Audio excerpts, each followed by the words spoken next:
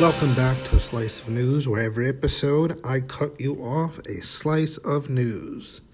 So our great and powerful leader has issued an executive order making it illegal to burn the American flag. You would think that the flag-waving, flag-lovers, America First, super patriots that is his supporters would be all for this, because how dare anyone want to burn the flag of our great nation? But surprisingly, they're actually pretty unhappy about this.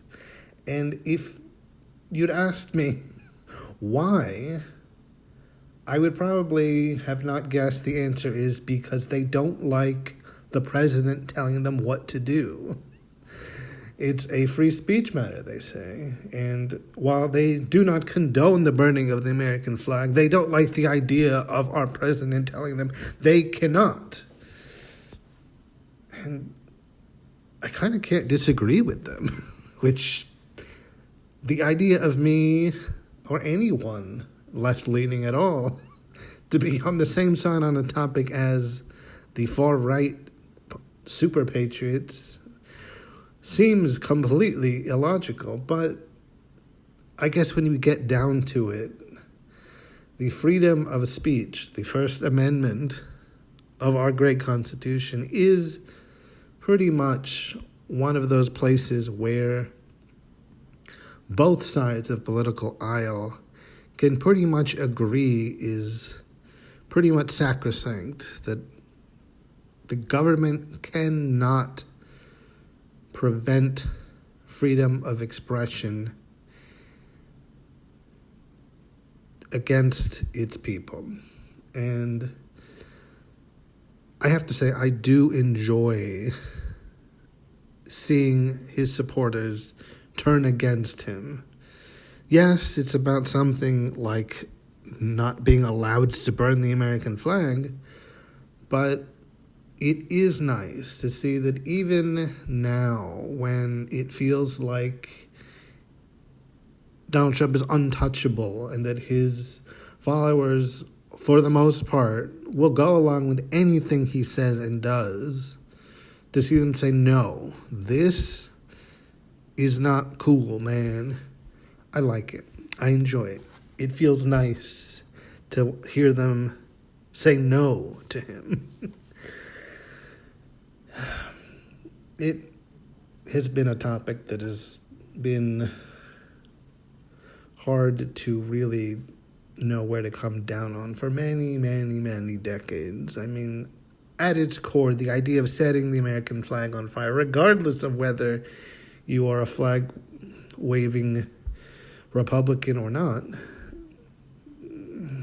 yeah, it's freedom of expression, absolutely. But I guess to some degree, it's never felt great. You don't like to see the flag being set on fire. Sure, many times it's in protest, and for understandable reasons. That there's a lot for people to protest about this country and have had something to have grievance over for a long time. I mean, for time immemorial.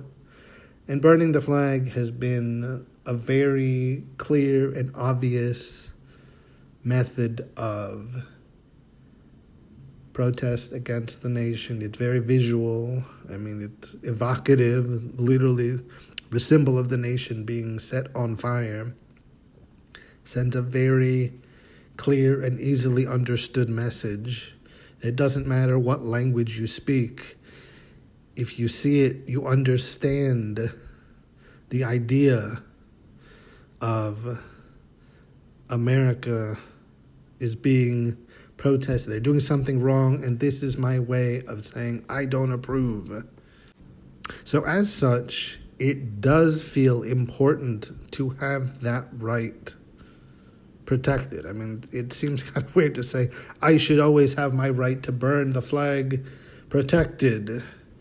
But obviously it is, as many have pointed out, a freedom of speech issue. It's not about the act of burning the flag. It's about having the constitutionally protected right to that type of speech, and to not have the government in general, the president specifically, limit that right and say, no, you're not allowed to do this, and if you do that, it's a crime. Because it also sets a bad precedent, because, once you make this act of speech illegal, it opens the door to making many other acts of speech illegal. And making speech illegal is exactly what the framers of the Constitution wrote that First Amendment to protect against. An authoritarian government limiting the people's ability to protest against said government. And of course, at the time it was protest against a literal monarchy, but we're also getting to a point that we're practically in a literal monarchy. So the necessary freedom of speech to protest against it is as important and necessary then as it is now. The president should not have the ability to limit that free speech. And many voices on the right are coming out and saying this is not acceptable. And that is always nice to see. It's nice to see that when it feels like there is no limit to what they will allow, for them to say, no, this is the line that cannot be crossed, and he is crossing it, and we do not approve. Now, I guess you could also ask, okay, they don't approve, so what? What are they going to do about it? I don't know. I mean, it could be all talk and all posturing, as often is the case.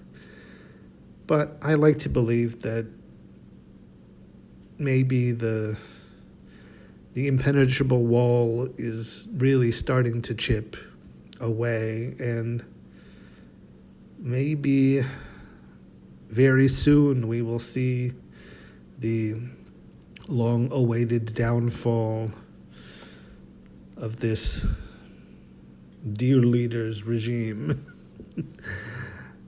And it will be partially because he's lost his base by doing things like infringing upon the most sacred of rights, that is our freedom of speech.